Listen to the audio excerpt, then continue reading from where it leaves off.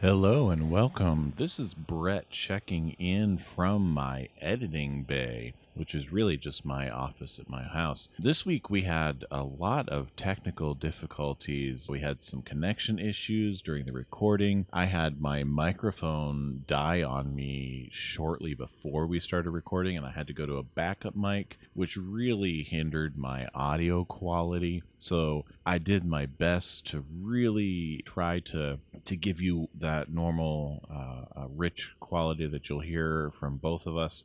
And I did my best. It's not up to what I would like to normally give you, but we had such great conversation for this episode that I didn't want to make us re-record. So I hope you guys are able to look past any shortcomings that you'll see on the technical end on this episode. And as always, make sure you stick around past the closing music for some fun little bloopers.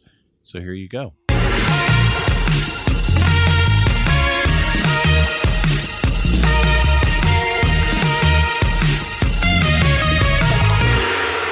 Welcome back to Dad's Meet World, your weekly deep dive podcast into the classic show known as A Boy Meets World. I am one of your two dad hosts, Tyler. And I'm your other dad host, Brett. How are you doing, Tyler? I'm doing pretty darn good. So I just sent Brett a picture of what I was doing before we started recording, and that is I put up our blow-ups outside finally. So unfortunately, as we're recording this, we're a little bit more into December than what I want to admit to putting up Christmas lights. But hey, I put them up. They look really cool. And I didn't realize this, but I bought today a 11-foot Grinch. Because we used to have a Bumble from Rudolph, and it was awesome and we loved it. But I thought, oh yeah, like it's around the same height. And my wife went out there and looked. She goes, it is not. It is not even close. And then I looked at the box like, oh, this is 11 feet. Yeah, Bumble wasn't this big. You have a very eclectic collection of inflatables out in your yard. Uh-huh. I got a Snoopy. That was the first one we got. I got a Baby Yoda. We got that one last year. I got a Minion the year in between those two. And then this year we're getting a Grinch. So, and it's not just any Snoopy. It's Snoopy flying his house. Mm-hmm. Yes. And yeah, you aren't a full week into December yet as we record, and you're putting these up. So you're still, I mean, you're not really all that late. I mean, right. You could be a whole lot later. The snow decided to thaw once again, and so, you know, the ground is not that hard, so I was able to get the stakes in pretty easy. I gotta say, I know what the weather was like in the early 90s, but judging by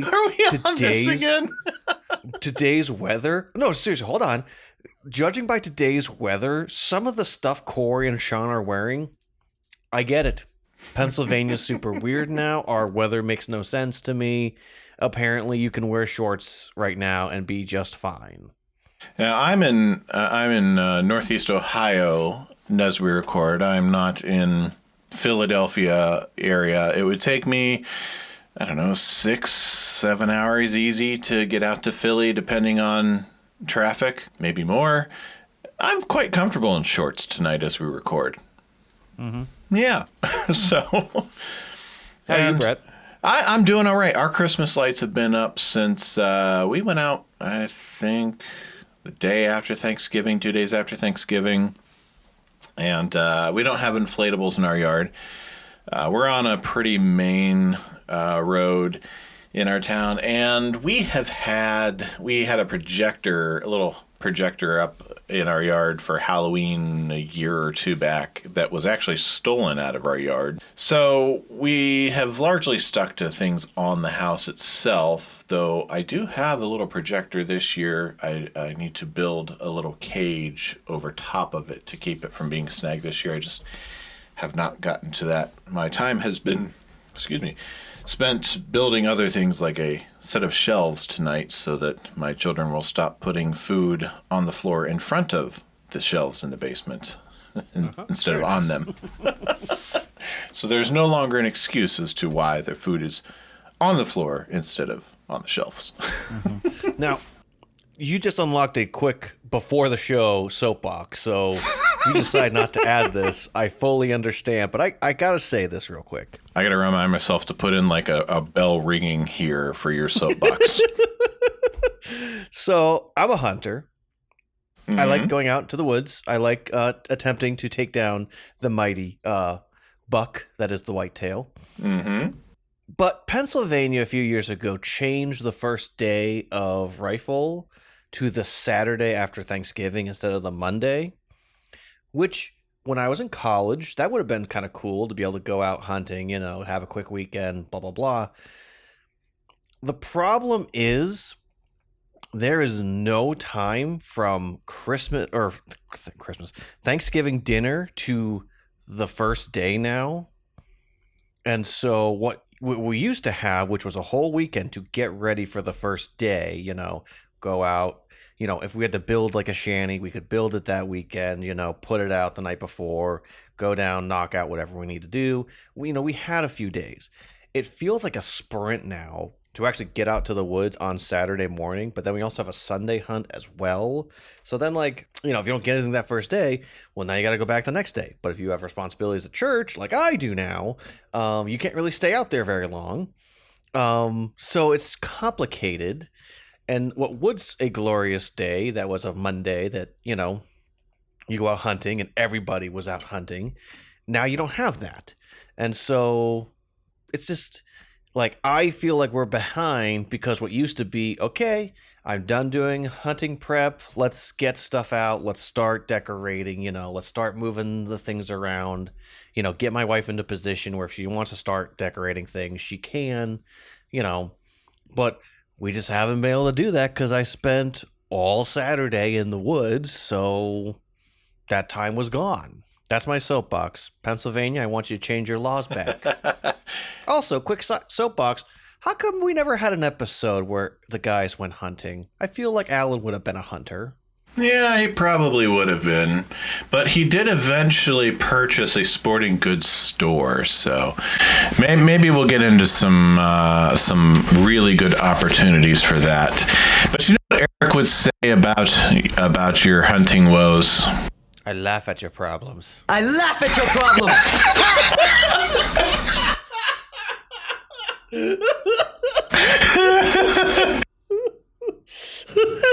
We should probably officially get into this. You want to hit me with that synopsis, Brett? Don't hate me because I'm beautiful. This is The Fugitive. This is...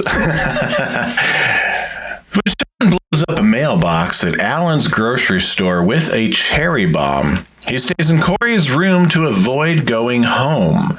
Cory tries to keep this secret as long as he can, but soon learns what it means to be a true friend and helps Shawn to face what he did.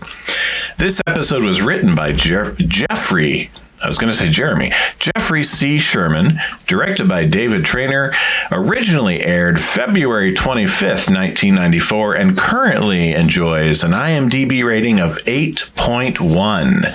Definitely one of the higher episodes rated on IMDb right now. Mm-hmm. Yeah, this is what I would call a classic Boy Meets World episode. So definitely one of the cult classics, yes. I don't want to play my hand just yet, but this may be a personal favorite of mine. But I'm not. I can't get my grade away yet, but just I'm not a curmudgeon. This episode is the way. Well, that's good because my oldest was listening to our what was it, episode 14 just dropped over the weekend, and she was commenting on just how old mean dad you sounded. So I was like, oh gosh, I sound just angry, like you're forcing me to do this against my will. All right, so we start with Cory attempting to get outside, and Dad's coming home, and he's like, excuse me, there's a storm going on out there. And so we growing up in Pennsylvania, Ohio, we have these days where just storm comes in, it's lasting all day long, it's never ending, and you're just kind of stuck. Those are just the worst having a couple days here. Yeah, so did we. Oh, and we were decorating at the church, and I was a big curmudgeon just going into every room like, bah, humbug. But anywho, so as Cory is disappointed, he can't go anywhere. Dad won't let him. He goes up to his room. Yeah, goes up to his room. As Morgan says, somebody needs a nap. He probably does. He goes up to his room just complaining about the fact that his life is boring and nothing good ever happens to him. I did clip as he's walking up. Would you like to hear? Of course I would. My life bites. Boring, predictable, never a surprise. Don't turn on the lights. Shawn? The cops are after me. Maybe even the FBI. You're not involved. Unless you want to be. I'm in.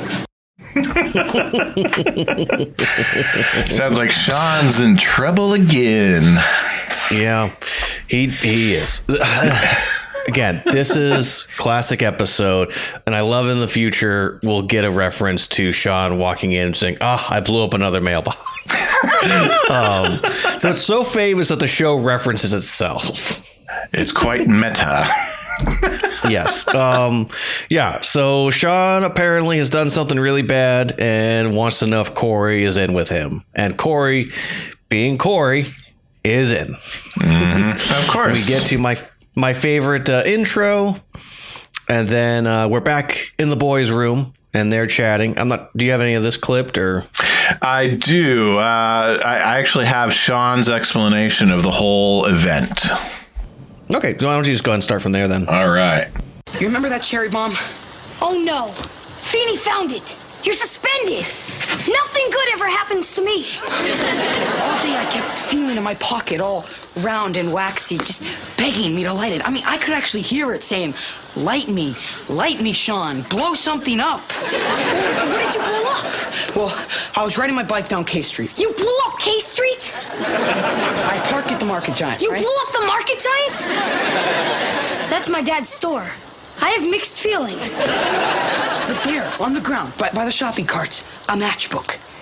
It was like a sign, saying, now, Shawn, now, let the sucker blow. So you're holding the lead cherry bomb? I don't remember lighting it, but suddenly there it was in my hand, sparks flying off the fuse, and suddenly I realized, this thing's gonna go off. I mean, I could lose an eye, lose an arm, wind up looking like our shop teacher. So why didn't you just throw it? There were people all around. I could have hurt somebody. I just knew I had to get it far, far away, so I mailed it. You blew up a United States mailbox? Well, it's still standing. Although the sides did puff out like a fat guy burping. All the stuff inside got torched, though. You should have seen the flames. And the freaked out look on people's faces. This kind of builds off of Shawn's well-established. We've talked about quite possibly some real mental health issues where he's got some impulse control problems and some twisted thoughts in his head that he has a hard time controlling. And this has actually escalated to a felony. He has destroyed federal property. Yeah, I'll talk more about that afterwards. But yeah, this is a very serious thing Shawn did. Oh, yes.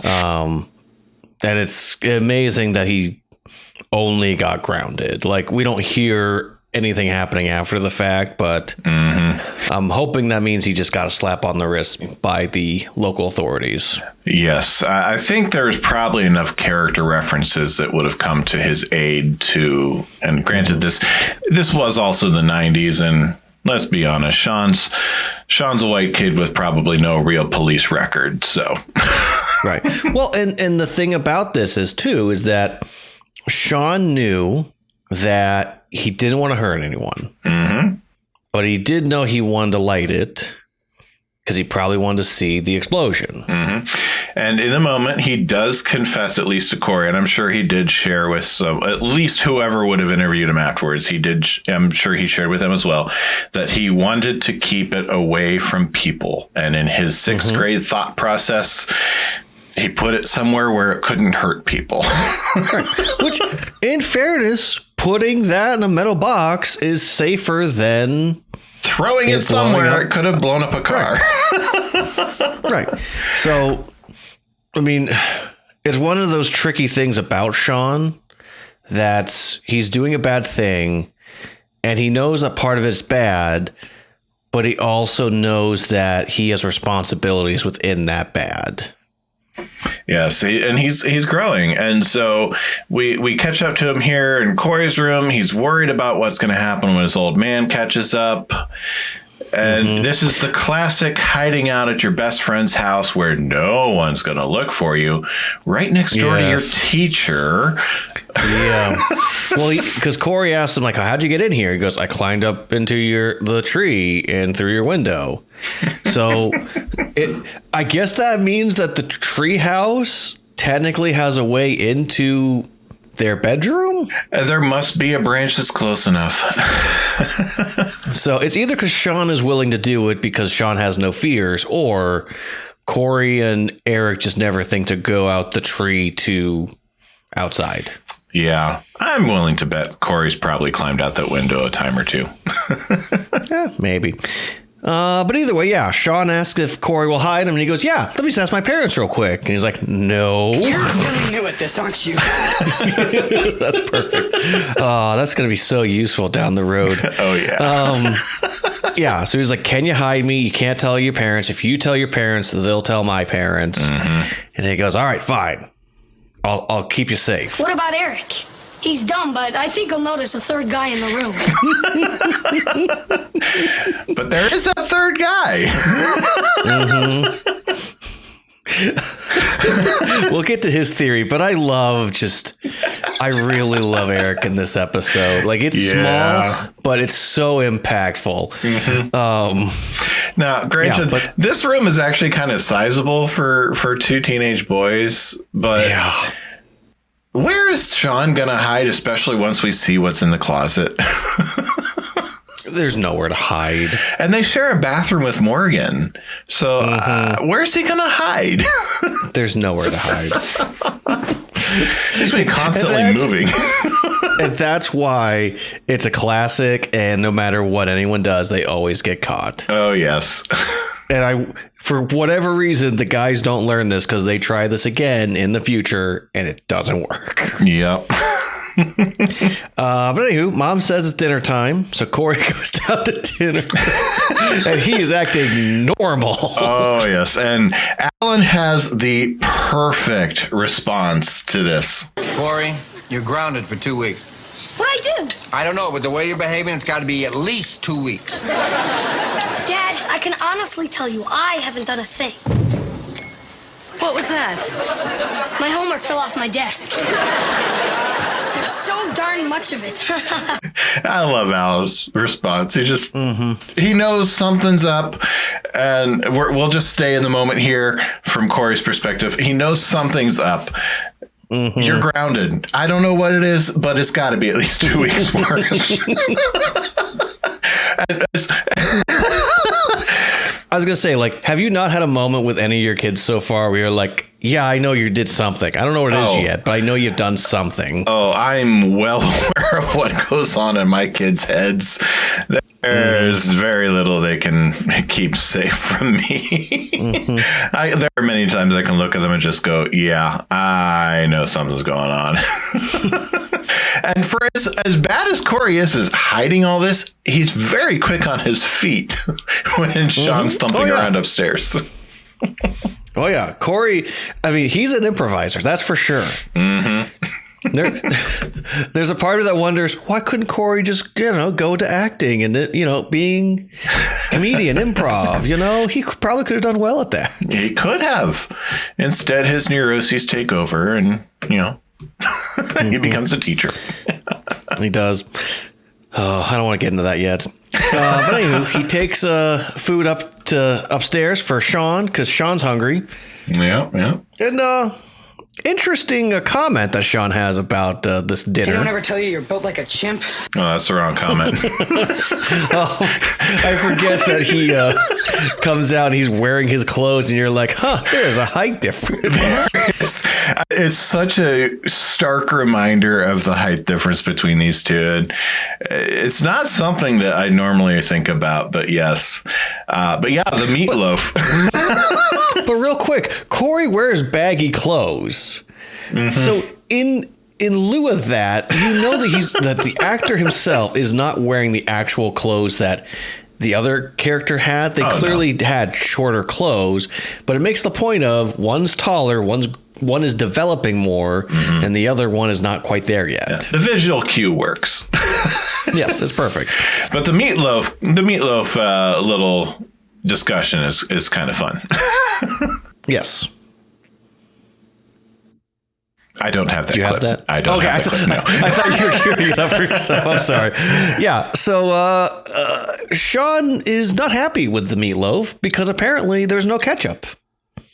I do have ketchup with my meatloaf.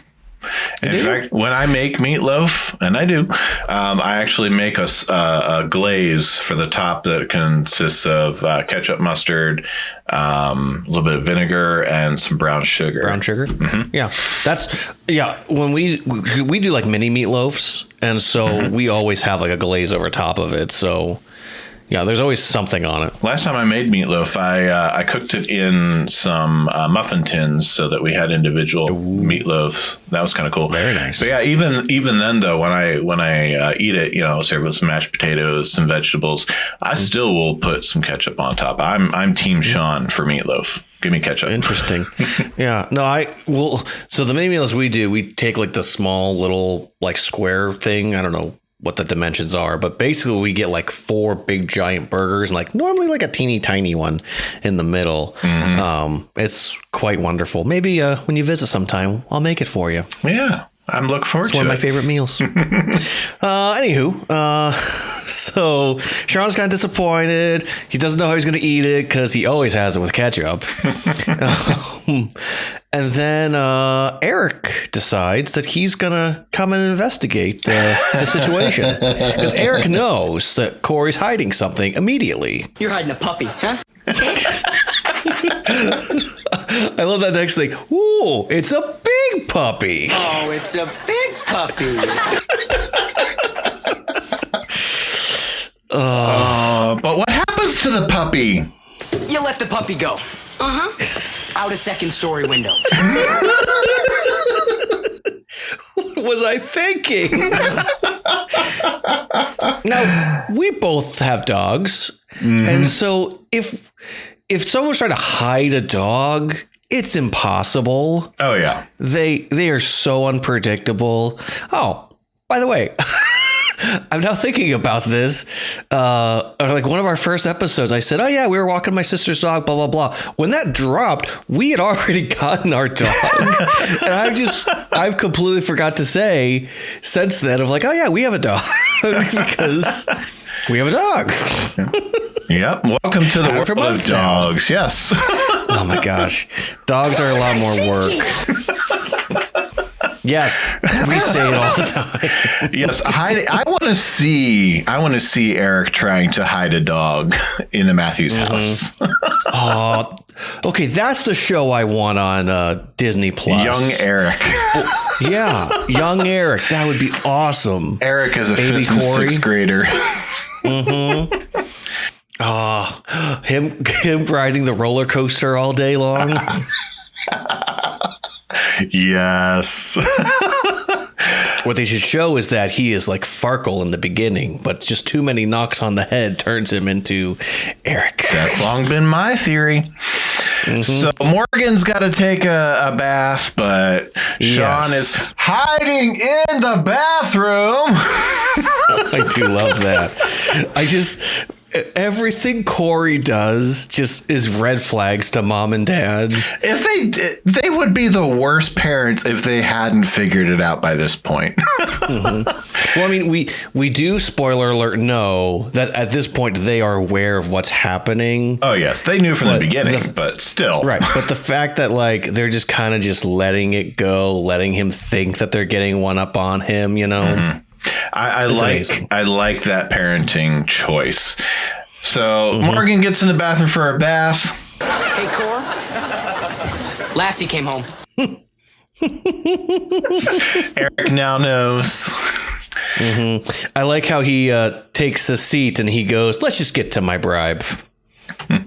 Exactly. He wants to cut right to brass tacks. He wants something out of it. He doesn't care if Shawn's there. He doesn't care why. He just wants something out of it. And I like how Dad calls for someone to come take out the garbage, and Eric makes it clear it's Cory's turn. Yeah, that's right. Cory's right there to go along with it. Oh, yes. And then we go to school the next day. We got Minkus and Topanga chatting along.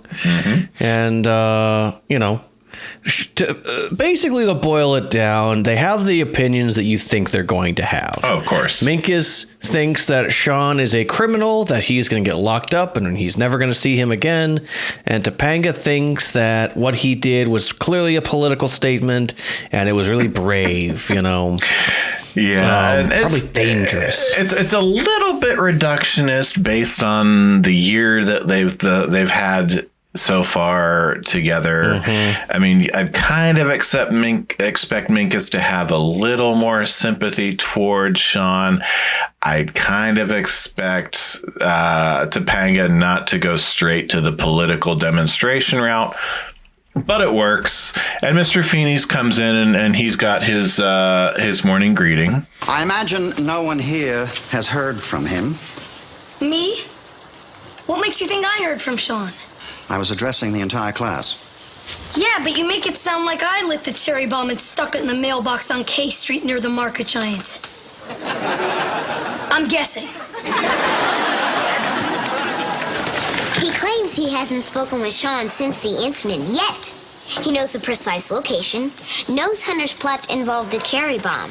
I smell conspiracy. I smell cover-up.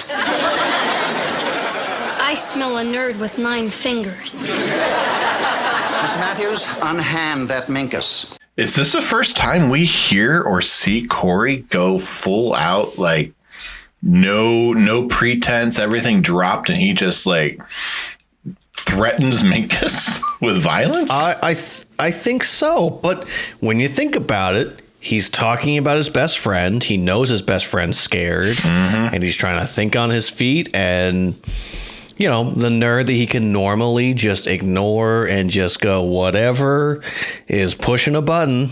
And, you know, he's on edge enough.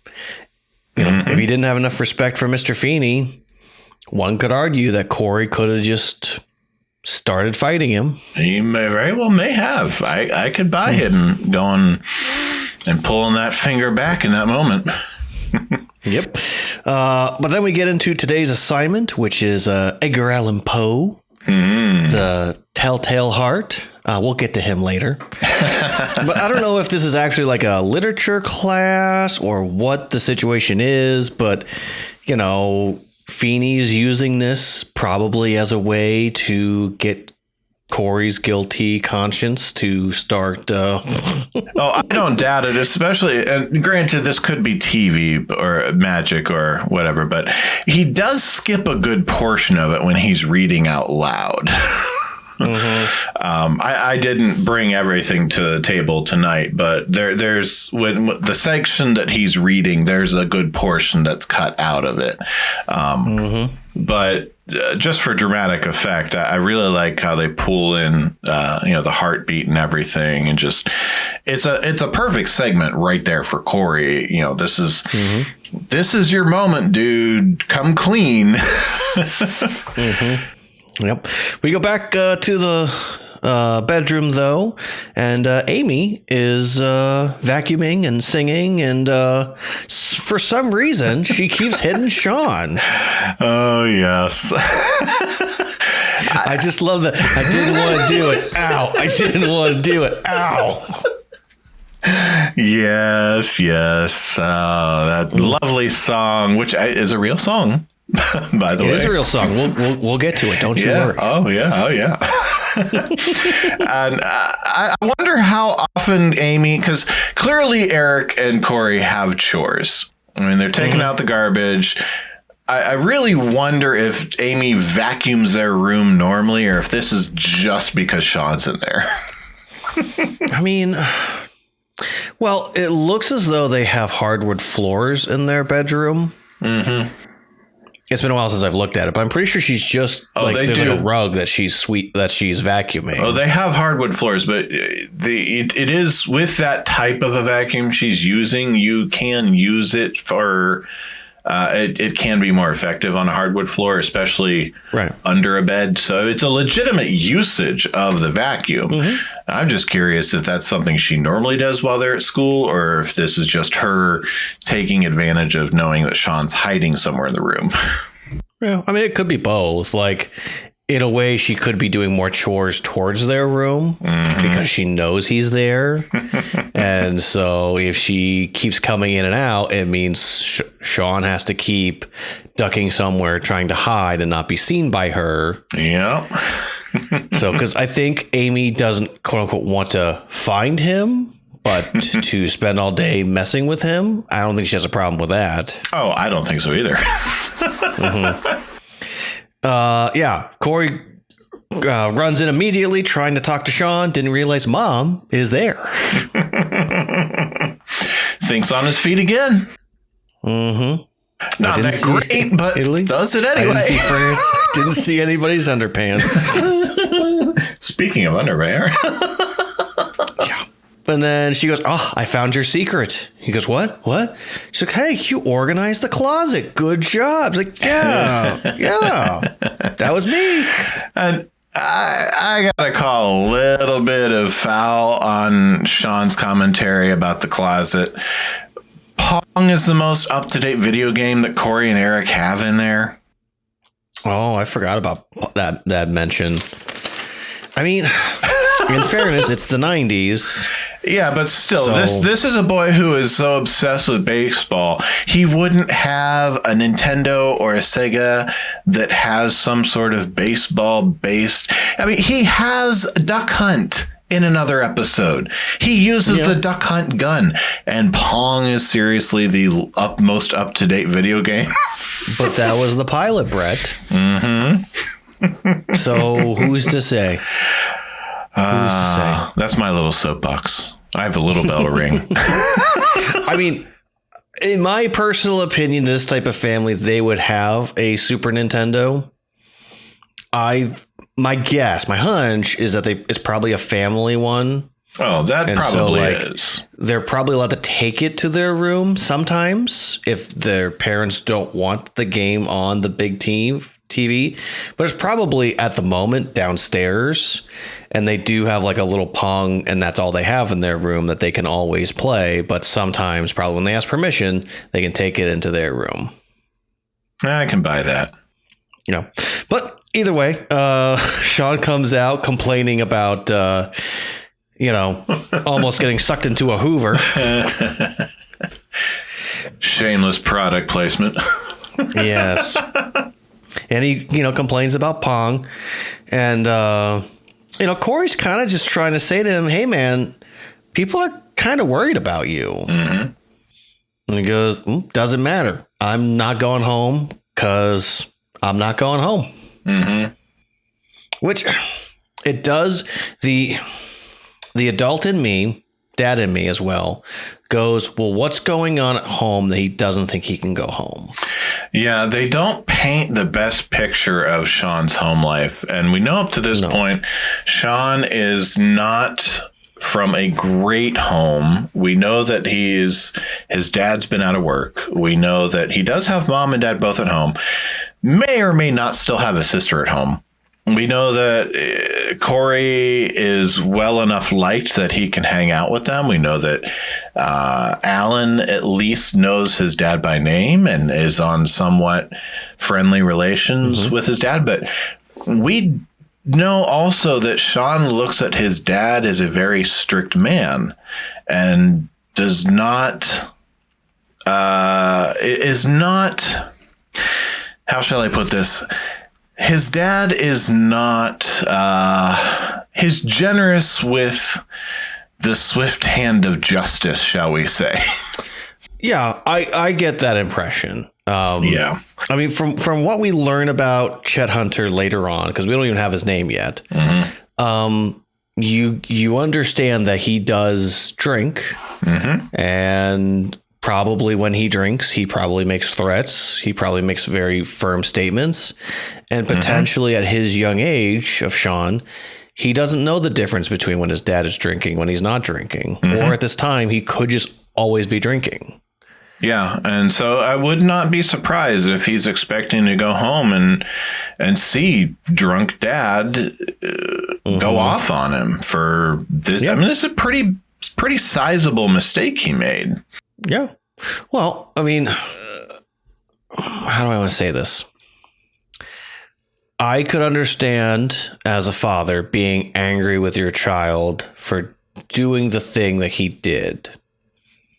On the same token, you still want them to be home because you'd rather them know they can make a mistake and come to you, and you will still support them, love them, and cherish them regardless. But if that's not reaffirmed and communicated, it's understandable that Shawn wouldn't realize that that's what his dad cares about. Exactly. And I love that Alan comes up and shares that. And I clipped that for us. Oh, wonderful. Well, he was working me all right, but I was a stone. Cory? Yeah, I'm alone. Hi. I fear for my life.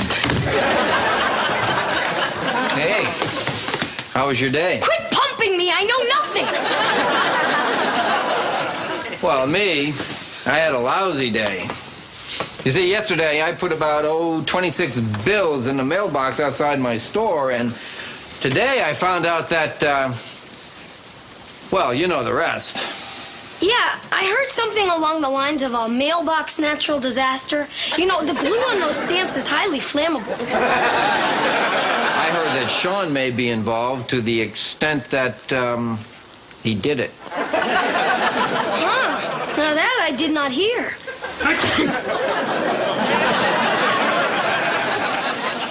Bless you. Thank you. You know, when I was growing up, there was a kid in my neighborhood who was a lot like Shawn, always getting into trouble. You know, small things at first, shoplifting candy, letting the air out of tires. But pretty soon, he got kind of bored, moved on to more serious stuff, more dangerous. Dad, Shawn's not like that. I don't know, I think he is. And if he were here right now, I'd come down on him very hard. Ugh, that meatloaf. Because what Shawn did was irresponsible and dumb. How come you're telling me this? Because you need to know that if you ever do anything wrong, you can always come home. I don't care how bad it is, it can never be as bad as not coming home. You don't have to worry about me, Dad. I'm a come-homer. Fine. Because I don't care how tight a spot you're in, we're here for you. Deal? Deal. That had to be a little bit cathartic for Alan. Because on the one hand, it's in his shoes, knowing that Shawn is A, safe, B, is in the house, and that he had to have talked to Chet by this point. He had to have let Chet know that he is safe. That he's somewhere where he feels safe, that he's not on the run anywhere. I mean, I would imagine that he's gone to that length anyway. But to be able to share, and this is probably something that Chet and Verna has shared with him as well. These are probably words that he is communicating from them as well, at least the feeling behind them. And they're words that he wants to share with Cory too. Yeah. That there's nothing you could do. Basically, there's nothing you could do that would be so bad or horrible that we won't love you. We won't still want you here. Mm-hmm. And I have said those, well, probably verbatim to my children many times. There's nothing you could ever do to make us love you less. There's nothing you could ever do to make us not want you here. Mm-hmm. We no matter what you do, no matter what you choose, no matter what you ever decide in life, we will always love you. We'll always be here for you. And we will always walk through life with you. Yeah. The fact that he got to jump on top of Shawn, get a little frustration out for blowing up all his bills, that's probably a plus. Well, and this is probably my favorite scene in the whole episode. Mm-hmm. Because I love the fact that it's almost like, Alan's trying to make it clear of like, I know where he is. Mm-hmm. So I'm going to tell you the thing that needs to be said, and you need to hear it. Because A, you need to hear it, and B, he needs to hear it. Exactly. And I like the tone he uses because it's both an angry tone, but it's not a mad tone. Mm-hmm. It's if you don't come home, that's worse than the mistake. Mm-hmm. Because you can mess up and we can help you through that and figure out what to do to move forward. But if you mess up and don't come home, I don't care how you messed up. All I care about is you're not home. Mm-hmm. And it's that weird thing that before I was a dad, I didn't fully understand that. Mm-hmm. And that, even with my son being so young, like the other day, he was being a little rougher with the dog. And I had to look at him and be like, listen, you're being too rough. I'm like, this dog trusts you. He loves you. He wants your attention. He wants your affection. But if you're too mean to him, eventually he's going to turn on you. Mm-hmm. I'm like, and what am I going to do about that? I can't help you then. Mm-hmm. So I love this moment. Yeah. But in all of Boy Meets World, as a dad now, my favorite moments are always centering around Alan having those dad moments with someone else, whether it's Eric, Cory, or even Shawn later on as the series goes on. Yeah, I agree. So I like how Shawn pops out. He goes, "Oh, your dad really hurt me." Like the stuff he said, right? Like, no, he sat on my head. I blacked out for a moment there. Which I gotta say, those 90 beds, if they were springy at all, like, if there's not, oh man, I've been under some of those beds. I've been under beds that look like that, and that really could have hurt. He's lucky he didn't get stabbed. Mm-hmm. The beds that my kids have now, even if I went and jumped on some of those and they were underneath, they have like a slat set up. Mm-hmm. Well, one of them I just put a piece of plywood on, but the other two, they have a slat set up. If I went and jumped on them, I could very easily, now granted, I've probably got 60, 70 pounds on Alan, but I could very easily knock a couple of those slats right into their heads. Mm-hmm. But anyway, I know they're sixth graders, but how do Shawn and Cory not catch on that Alan knows he's there after that? Well, within the last 5 minutes, he had Amy shove a vacuum against his head, and then Alan basically body checked him for twice. He may have a concussion. Yeah, strong chance. But oh wow, I've got it here in my notes here at this point. I find it interesting. Shawn has drawn a very clear line here, moving on from this discussion. The little things that he's done up to this point, and so clearly he's heard at least part of what Alan had to say. Mm-hmm. All the little things that he and some with Cory have done up to this point to destroying federal property. And he's made that clear delineation, and he's not wrong. There is a clear point where you can go from just being a kid and doing dumb things to this has some gravity to it. Mm-hmm. But he's taken that perspective of, I can't go back. There's no turning back for me. And now I'm firmly on the other side of this line. You know, but this does go back to Shawn's home life. If Chet in the past has kicked anybody out of the home, or Shawn is aware that there are people that were living there and then Dad got mad and they're no longer living there, and you know, for Verna's sake, if she partially lives in fear of him, it's not that unreasonable for Shawn. We do learn later on in the series that that's not a bad assumption to make, because Verna was not Chet's only wife, and Verna, I mean, spoiler alert, Verna was not Shawn's biological mother. I mean, what? Oh, come on. This show's from 1994. I've watched this show more times than my son is alive. But I mean, this is Shawn's home life. By the time we get through all 7 seasons, these are the things that have the events and the stories that have built Shawn's life. So it's not really a surprise that Shawn sees this line and has decided, I can't go back from this. Well, and I like that Cory's trying to say to him, hey man, you know, maybe you should go home. And he's like, nope, can't do it. I can't do it. And he goes, I'm going to go to my dad. My dad can solve anything. And he tries to go get him, and Shawn runs away. Yep. I love the next scene that comes up, but then we get to the kitchen where Cory's trying to be like, well, Mom and Dad, you might not have realized this, but Shawn has been here. Now, I did clip this whole sequence in the kitchen. I clipped it up into 2 bits if we wanted to hear it. So let me pull it up here. I think everything's gonna be okay. Know why? Why? Well, because that talk you gave me up in my room, well, you didn't know it, but Shawn heard the whole thing. Really? Yeah, he was under my bed. Under your bed? Not the one I sat on.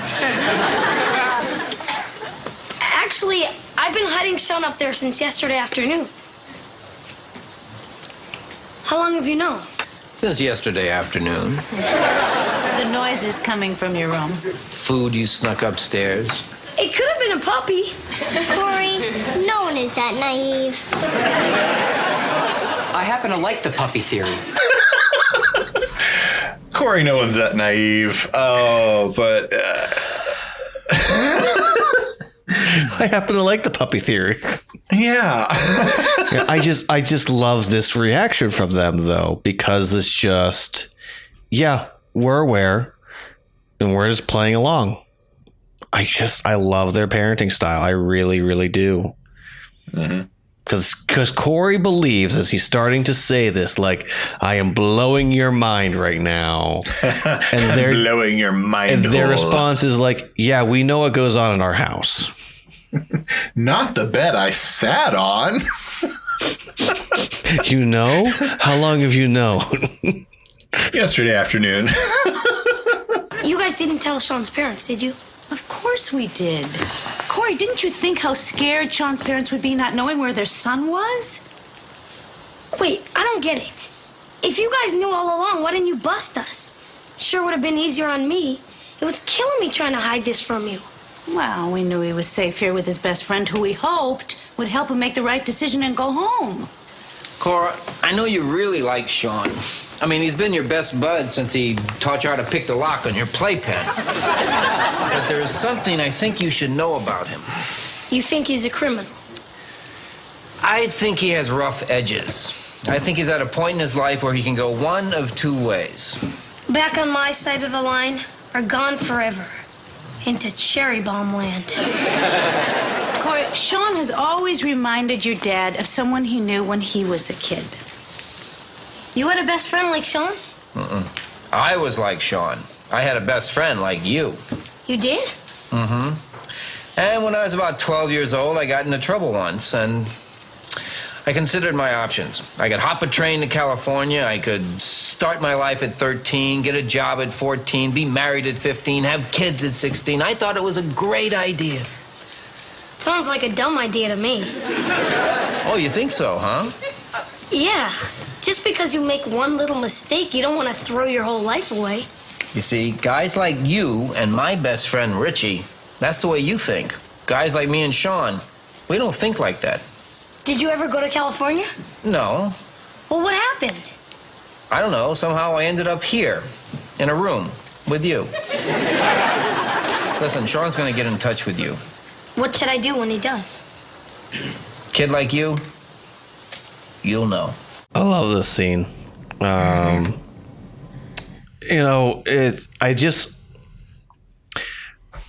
Sometimes when you're trying to relate to a teenager, I always find that the best thing for me to do is to be honest about, hey, this is who I used to be, and sometimes this is who I still am. Mm-hmm. And I think it was really helpful to Cory to understand of my dad may have more in common with Shawn than he does me. Mm-hmm. Which is an interesting projection when you think about who Shawn later becomes. Yeah, it really is. And I know it's often a temptation to hide that part of your life from your kids. And it's commendable to be open and honest with your kids with that type of information, and to let them in on that secret, so to speak. And I can remember the first time I saw this episode. I mean, I was Cory's age. I can remember having my mind just as blown as Cory's was. Mm-hmm.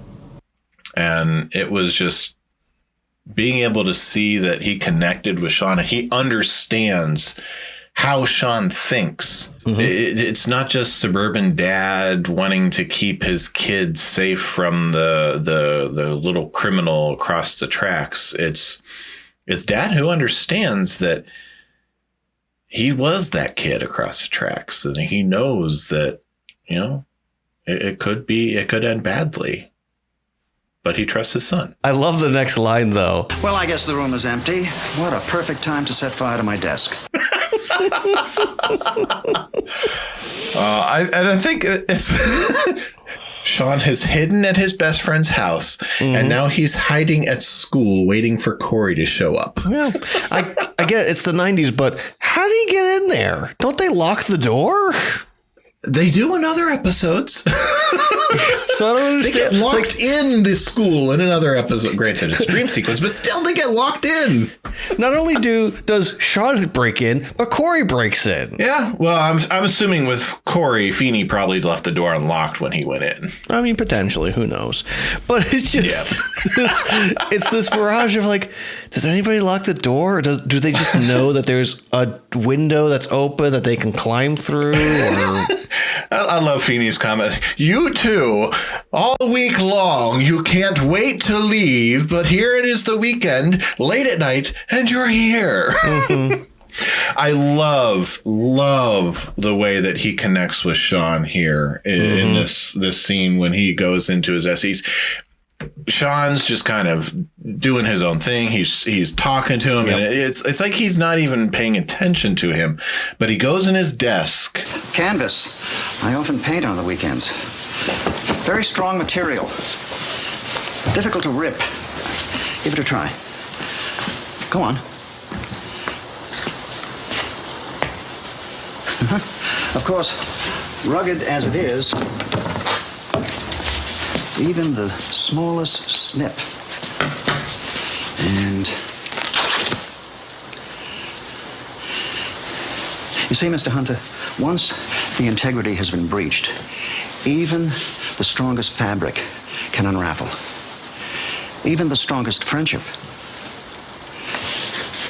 Yeah, well, here, have a bandana. The analogy is just spot on for what they're going through, because Shawn, for as loyal a friend as he's been, and Feeney calls it out, that Cory has been a loyal and true accomplice. He doesn't call him a friend, he calls him an accomplice. And that Shawn is the one who has put Cory in a position where he's taken advantage of him and asked him to lie. Yep. If anyone has betrayed this friendship, it was you the moment you asked him to lie.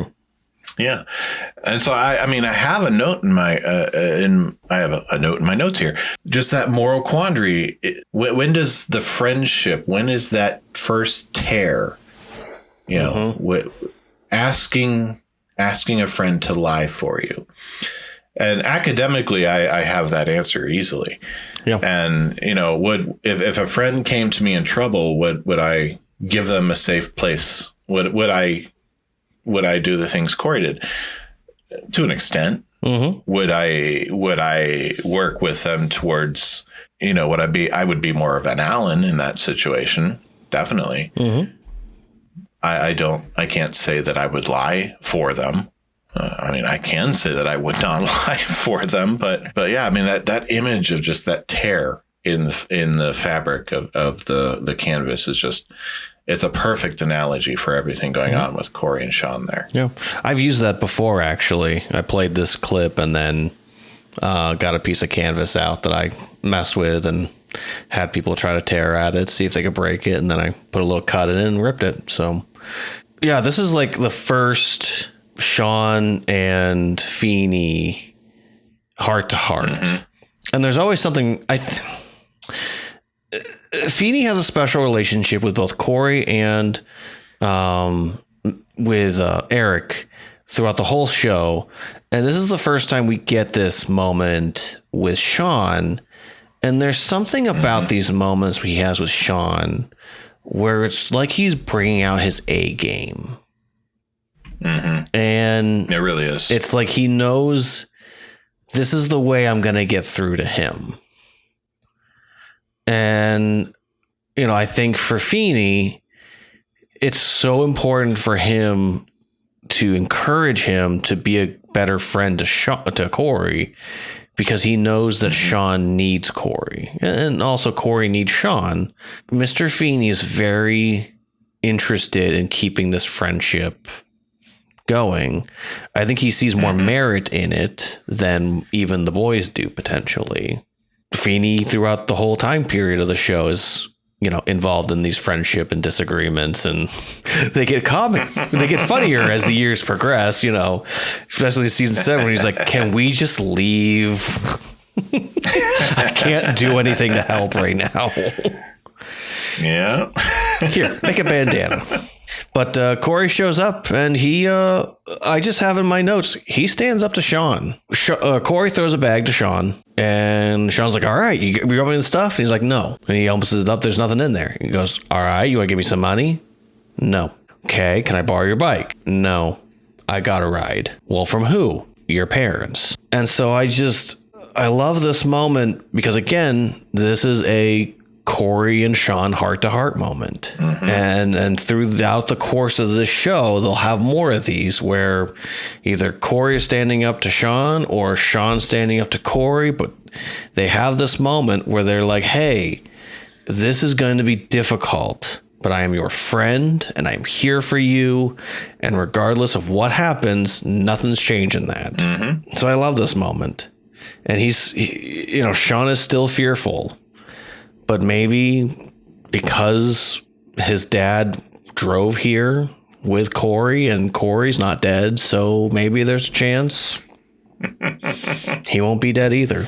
Now, if it's me and I'm Shawn's dad, I know the first thing I'm doing is giving him a hug and just holding him. There'll be some words coming out soon about how stupid of a situation that was, but I can't imagine anything scarier than my son not coming home. And I don't care how old he gets or what's going on in his life. I can't imagine that. So I guess it's just a prerequisite for my son, because whenever this goes online, it'll be there forever because nothing comes offline.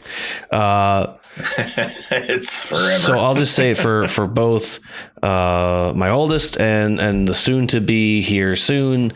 If anything ever happens, you can always come home. And the same goes for all 3 of mine. There's nothing. I mean, I've told you all to your faces. If anything ever happens, you're always welcome at home. Nothing you can ever do will change that. And Hetheringtons are always welcome at our house as well. And the same thing to the Volks. if they can find it. Exactly. We don't have 11-foot tall Grinches in our front yard. No, I'm a dead giveaway now.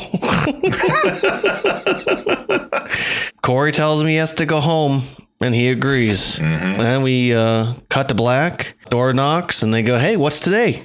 "It's the 19th. It's been a month. Yes.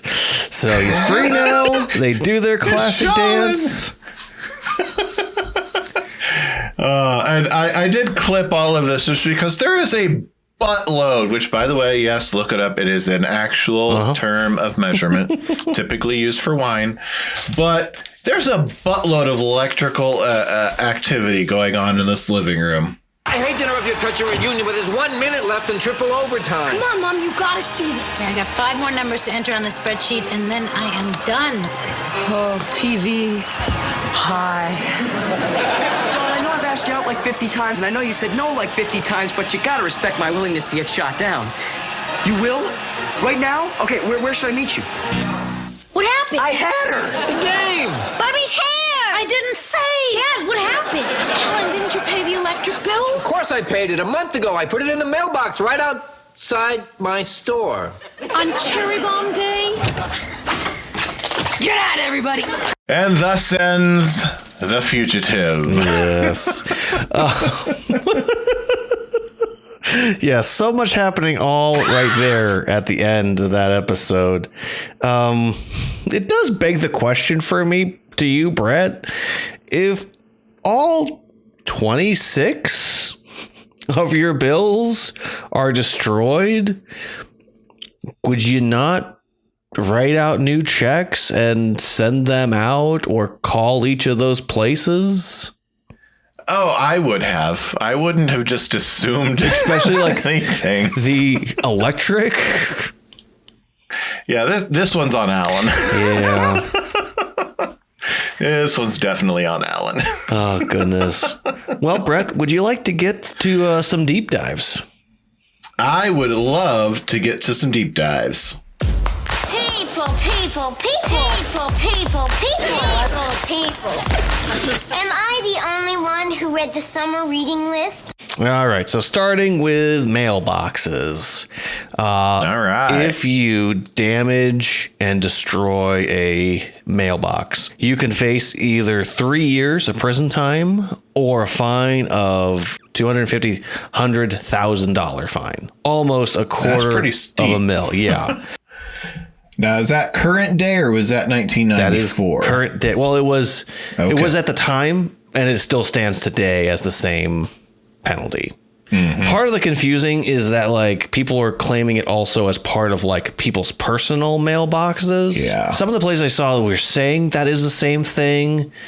To me, I don't think it should be the same thing, but whatever. Yeah. I mean, it's not that uncommon for seniors as they've graduated to go around smashing mailboxes with baseball bats. Not that I've ever seen that before. Shawn really could have been in some serious problems. With him being a juvenile, though, there's a strong chance that if he probably confessed, he probably would face like community service. It would probably go on his record. He probably would not face juvie or get a fine. He may get like a small fine, but just mostly to replace the mailbox, I'd imagine. But I'm sure it would get worked out, and with him probably not having an actual offense at this point. It's the 90s, so who's to say? And it is TV, so, you know, the mailbox was probably actually cardboard, so it was probably a fake mailbox to lure in the Philadelphia mob. Could be. Next is Edgar Allan Poe, famous writer, poet. We will hear of him again because that's one of Feeney's wheelhouses, and probably also Michael Jacobs is probably why he's used quite often. Edgar Allan Poe, born January 19th, 1809, and passed away October 7th, 1849. He lived for only 40 years, unfortunately. You know, his most famous work is The Raven, which is probably the one that is quoted most often, and then earlier The Tale of the Heart. He has plenty of poems, plenty of books. All of them are hard to list. A lot of them have the theme of darkness, depression, and you know, badness, essentially, which is why it's quite used oftentimes to describe heavy and dark things when teaching about poetry and literature. Also, I will say famously, there is a TV show that aired in the I guess it would be called the early teens, 2000 teens,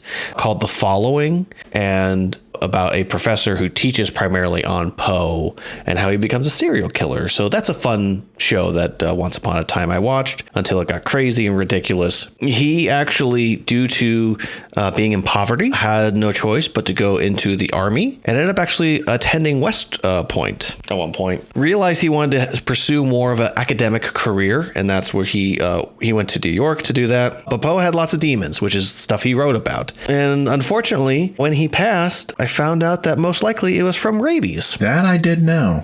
Yeah. I was like, he's 40, so I should probably look it up. If it's something really bad, I wasn't going to mention it, but hey, it's rabies. So if anyone ever gets bitten by anything, make sure you get your rabies shots up to date.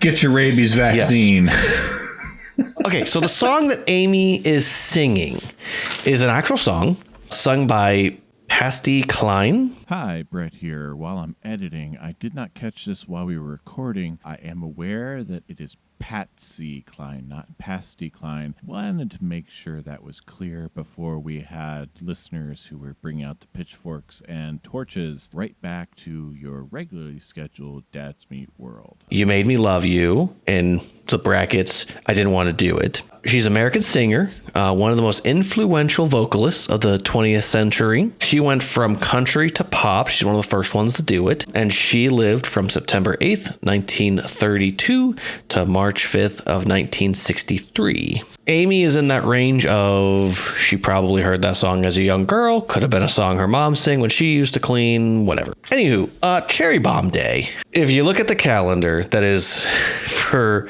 the spring of 1994. Thursday, March 17th, could have been Cherry Bomb Day. Cory would have been hiding for a day, and towards the evening of Friday, he would have left and then, I don't know, go directly to the school maybe. But or hide somewhere overnight, I guess. But it was the weekend, so it would have been Saturday when Cory went and took him stuff. So it's possible that Shawn was technically on the run for 2 days, and it wasn't until that Saturday that he called Cory. Cory came to the school with parents. Basically, it implies that Shawn would have had to hide somewhere because Cory went to school. So from the scene where Cory's parents were talking to him to when Shawn called him and he went to the school, those two couldn't have been the same day, is what my thought process was. So, all right. Yeah, I did that now I'm realizing 2 weeks ago, I did this math in my head of how did I come up with this? Why do you do things that doesn't make sense? Oh no, it makes sense again. That was a long walk. My bad. The last thing I want to talk about, it's two last things I want to talk about. Have you ever sent out 20 bills at one time? Or 26 bills? Even before the advent of online, of paying my bills online, I did not send out that many bills at once. They have always been spread out throughout the month. Yeah. I mean, unless Alan gets paid one time a month, which is why he sends his bills out, one time a month. But I mean, my gosh, that's a lot of at one time bills. 90s, different time, I guess. So, if you lived and paid bills in the 90s, let us know. Was it like this? I really didn't have much of any bills to pay throughout the 90s, so I can't really speak to that. So the last thing, Brett, I want to ask you, and we'll get to our fun stuff after that, but have you ever asked a girl out 50 times? No. Yeah. No, I have not. Yeah. I think the most I ever did, I'd have to go with my current wife. I always joke that I wore her down, but it wasn't necessarily a persistent asking her out. It was just a matter of being there and reminding her that that I had romantic interest in her and that I would still be there even after she had decided that she'd ruled out every other guy in the eastern half of the United States. I can say that because she'll never listen to this episode, but but no, persistence. Yeah, I mean, it wasn't really a matter of just asking her out over and over and over. I mean, we had built up a friendship prior to that, so it was really more of a. I was moving deeper into a romantic mode of relationship than quicker than she was. So it was more of being patient on my part. But no, I've never done the thing Eric has. The way in which they write Eric with girls is really troubling. Because either their high school, everybody is constantly asking out everybody all the time, or making out with somebody new every single 5 minutes. Or these writers were never popular. Accidentally. Yes, French accidentally. kissing each other. Yes. Or the main thing I was thinking of, the writers of the show were never popular whatsoever, so they have no clue what the popular kids actually do. You know, I had to stop some teenagers the other day from being like, well, the popular jocks. And I'm like, listen, speaking as a former jock, there's just as much insecurity in that as there is being in the band. They make out because they're insecure. Yeah. Well, Brett, that was our deep dives. So what lesson did you take away from this episode? Oh, well, the lesson I pulled from this one is friendship is not merely placing the other's needs above your own. It's also placing what is best first. That love is requiring you to actively serve your friends by finding and carrying out what is best for their lives, even if it means forcing them to face hard truths. And I know a lot of the times that we're tempted to just go along with things because, you know, if you're my friend, you'll do this. I mean, I know it's trite to hear, but that type of an attitude's been going on since before I was in sixth grade and will continue to do so. But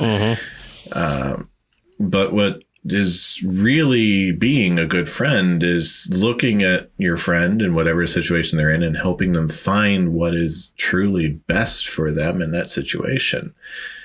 And so that's a lesson that I take from The Fugitive. What about you? I was going to call you Shawn to my Cory. What about you, Tyler? I think what I learned this week is that as parents, we are a community and we have to look out for each other's kids. And, you know, not even just as a parent, you know, as an adult, I think we have a responsibility to keep all of the young people around us safe. You know, I have a neighbor that I don't really talk with a whole lot because the road we live on is really busy.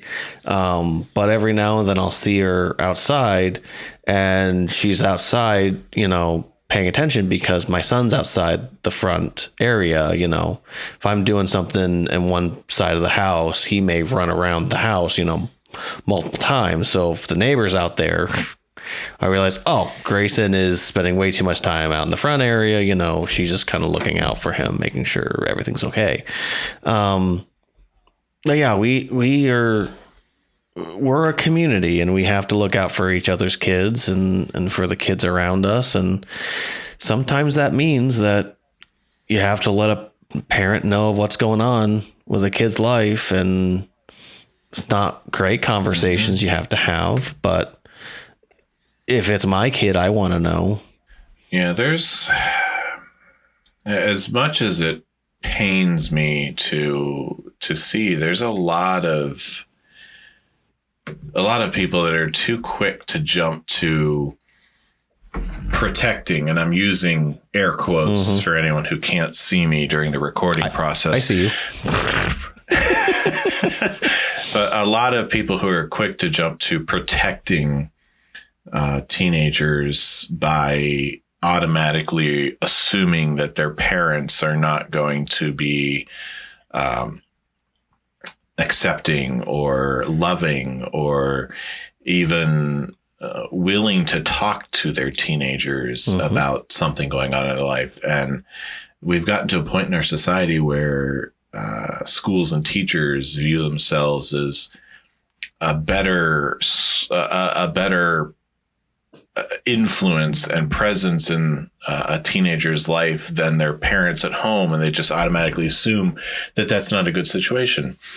And we've gotten away from this idea that, a parent actually, if this teenager is alive and is coming to your building or to your group, there's a lot of reason to expect that their parents probably know what's going on, or at least are able to comprehend and accept their teenager and are willing to love them.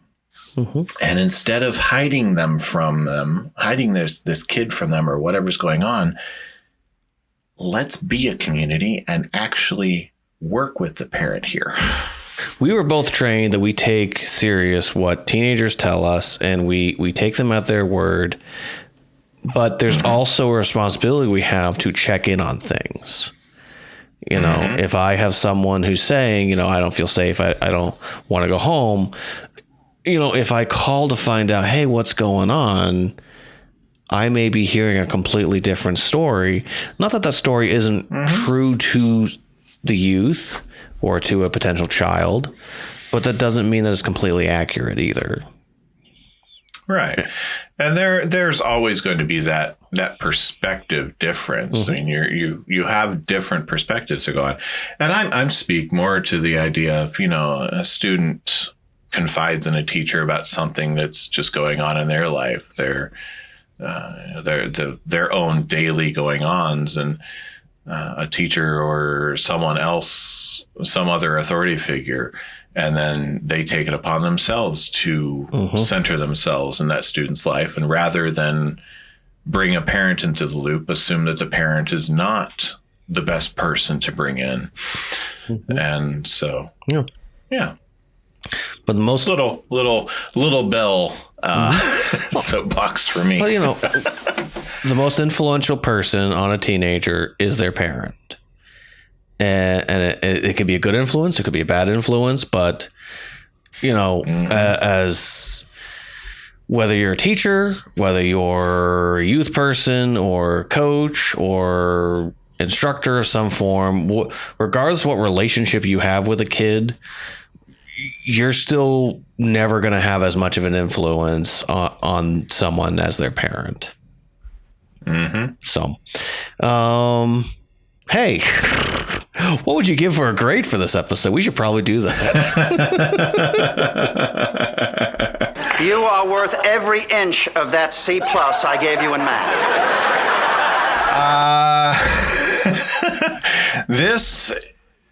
This is hands down one of my favorites of the first season. Without explanation, this one earns an A+ for me. I've already explained why it gets it. Yeah, it's an A+. It's truly one of those episodes that makes it clear of what this show is. It's a show where kids try to get one up on their parent, on their teacher, and they think we're smarter than them, and they're not. And it's up to the parents and the teacher to work together to make a safe environment for them and to work with them. And so it's really important that we work together, as we talked about. And it's an A+ no matter what. This is, bar none, one of the best episodes in the whole show. Well, Tyler, before we get out of here, I believe you owe me a dad joke if we can get our signal to connect here. Yes, I do owe you a dad joke. All right, so let's hear it. I'm excited. I'm punchy. What do lawyers wear to court? What do lawyers wear to court? Yeah. Would it happen to be their briefs? Nope. Lawsuits. All right. And so that has officially been another episode of Dad's Meat World. That has. One of the A-plusiest episodes we've done. That is. I don't think it's the first double A+, but they're definitely rare. Yeah, they are. But if we're getting 2 A+, that means it must be real good. So, Brett, why don't you tell us where they can find us? Well, you can find us on social media all over the place. Search us on Twitter, on Facebook, on Instagram at Dad's Meat World. And you can also email us and send your thoughts, send your questions, or just a message at dadsmeetworld@gmail.com. Yeah, and seriously, we are serious about this. Send us your emails, send us your reviews, and we will read these suckers. We want to do a Dad's Meat World mailbag episode sometime in the near future. We want your questions, comments, hints, allegations, things left unsaid, all that kind of stuff. Yeah. And who knows, if we get enough, maybe we'll do a video version for YouTube. Tell us if we've done something wrong. If one of my deep dives is wrong, tell me about it. Call me out. I want to hear it. That's right. Correct him. We'll even put him on a soapbox to accept his shame. Whoa! Falling off the soapbox. We'll have to find a soapbox. So Tyler, where can we find you personally online? If you're looking for me, you can go to the dumpster fire that is Twitter. You can search Tyler Volk. You can chat with me there if you really want to.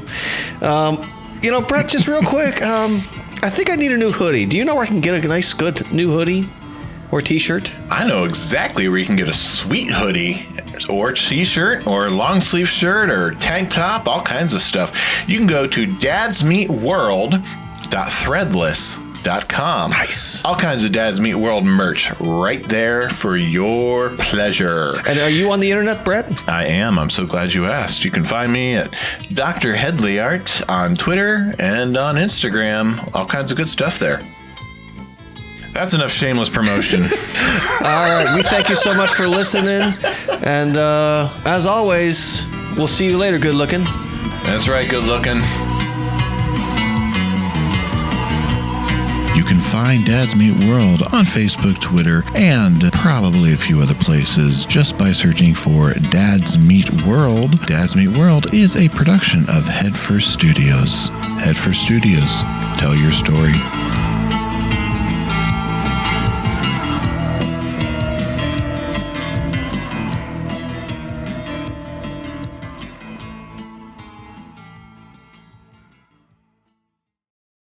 Just so you know, I just continued on, even though in one of my ears, all I'm hearing is, Tyler, no! Tyler, where'd you go? I had nothing on my end except for a screen with an icon. It came up a couple of times. I was like, I need to power through. I just need to power through. Just power through. You got your recording. Yeah, I have my recording. You'll get it.